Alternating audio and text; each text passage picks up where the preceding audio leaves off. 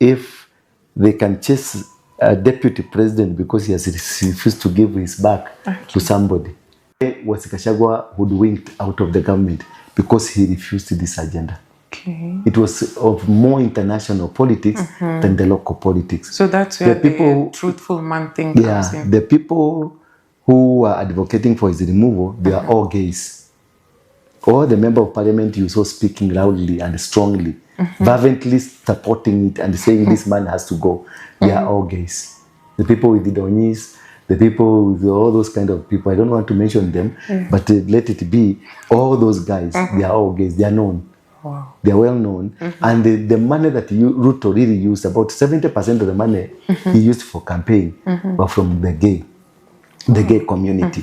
And number two, the people you see who are now given money by the government to go and do rallies across the nation in support of the government, they themselves, like the people in Muranga, 50% of them who are organizers, they are from the gay community. Yes. Again, there are many things moving around. You discover it is well calculated. It's a gay community thing because those are the people who formed this government through their finances. They financed the government so that they can be able to raise their flag here. They can be able to raise their altars here. That's why the wife of Joe Biden came to Kenya. That is why this woman in the embassy was here because she was a lesbian. And they were here to make sure that agenda succeeds. So for Gachagua, he refused and said, no, I cannot be able to agree with this one. But the other side of the system, you discover most of the sons and daughters of the politicians of the other side, they are all gays and lesbians. Yeah. So you see how it came in, how they were captured, how they got in, because gayism and lesbianism is an altar that controls nations. That's what Lucifer uses to manipulate and control and raise a specific altar that will make sure the Luciferic agenda thrives in the world. That is why the truth man came. The truth man, it came from that. Not because the politics we are seeing. It is not about the politics we are seeing. It was much deeper. Because it is Joe Biden and Obama who said Gachagua must go. So that's why the CIA guy was here to make sure Gachagua goes. That's why the MI6 guy was here to make sure Gachagua goes. And look at when Kindiki was sworn in. It was 1st of 11. That is the night that they have the Halloween dinner.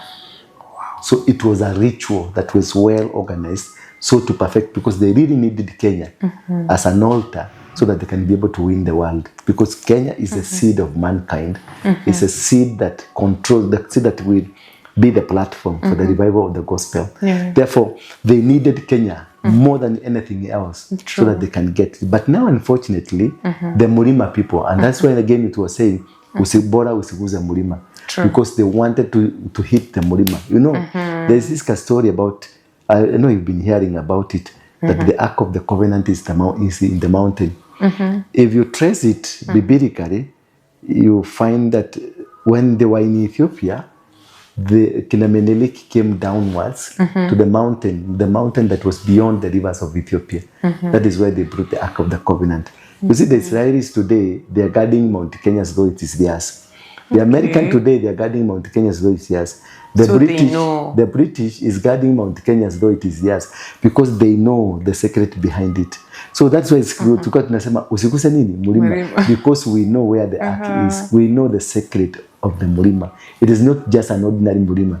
Again, I don't know whether I'll be able to mention to pronounce it properly. Abel Kalam, Albel Kalam, the Africa, the name of Africa was not Africa.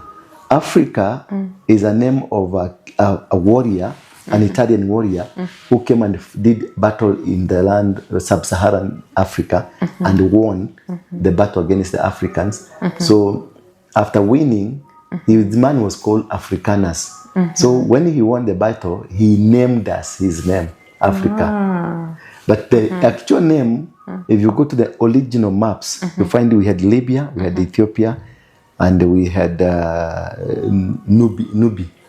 the Nubians.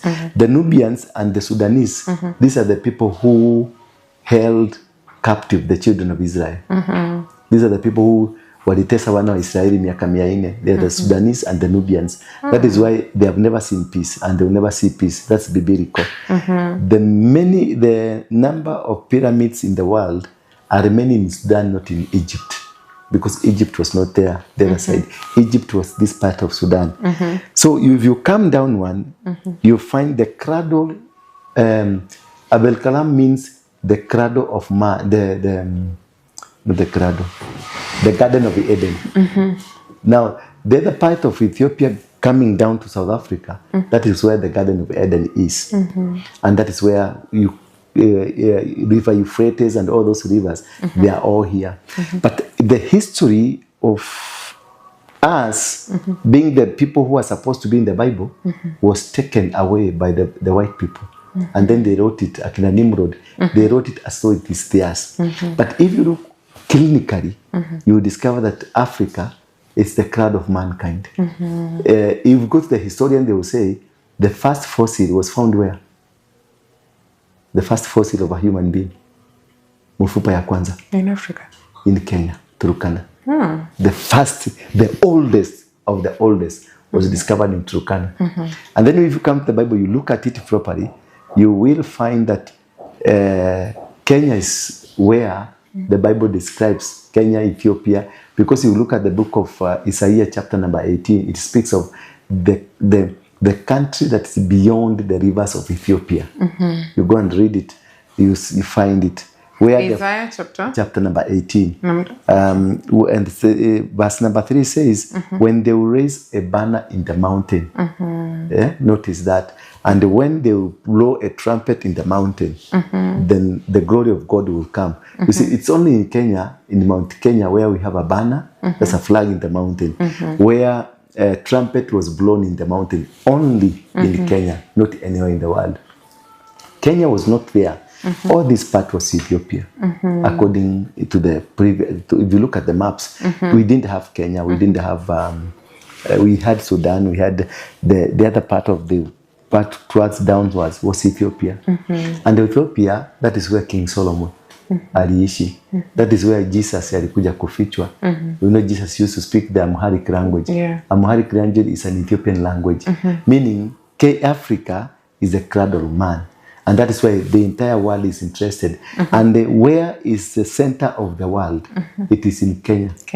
And because you see the equator cuts Kenya into two pieces. It is in Kenya where you have the center. Where is the center? The actual center of the world, where is it? It's at the GPO. At the GPO, there is a stone. Have you ever seen it? There's Equity Bank and the GPO this other side. In the middle, there is a stone and a toilet there. That stone, it is the center of the world. It was put there by the Queen of England. That is where, and that's where two roads meet. The major road, the Trans-Saharan Highway. That is this Uru Highway. That is Transnational Highway, and also the Great North Road. They meet at the GPO. The one, the Kenyatta Avenue, going to Karatina, and also going that way, where the two roads meet. That is the center of the world. And those are the roads that is in the Bible, in the book of Isaiah 35. Wow. I hope you guys have learned. And tukimalizia, Apostle, kuna bill mpya yenye inasukumwa saizi, na imesukumwa na Mark Mwenje, Muriithi MP Embakasi. Harvesting of human bodies after wamekufa. Yeah. So, sasa hapo inakupatia who were in the Shakahola. Was it Mackenzie or the government? Mackenzie said it. This shit is it's much deeper than you think. Yes. They are coming now out. Tuachie hapo ikakati. Shakahola is answered. Serious? Yeah. That's an answer to Shakahola. They were harvesting. So right now, it's that wanataka kuillegalize. Wanataka kuillegalize ndio ikuwe normal, because this is part of the demonic agenda. No, ile nini akware? The bodies that were found. The same thing, the same Shakahola thing. Those were horror things that were being done. These people in the government, I wish you can get a deeper into them. That is, you'll be shocked to see what kind of business they do. You'll be shocked to understand what kind of human being that you're having as your leaders. They are so dangerous. If they can chase a deputy president because he has refused to give his back to somebody. Serious? Yes. Serious? He refused to eat. Yo. Cheki, angalia, JCM, what is happening? People are being slaughtered. Is the other time you had one guy alihit watu wawili na akawaua and nothing happened. Angalia wakati another DJ aliua kijana because amekataa na hiyo kitu. What happened? Na alafu wana twist story iko ni issue nyingine. Angalia hii ya huyu msichana wa Nakuru. It will be twisted, she will be in the yeye ndiye atablemiwa. Si ndio? Yeah, yeye ndiye atablemiwa. It is a world of its own.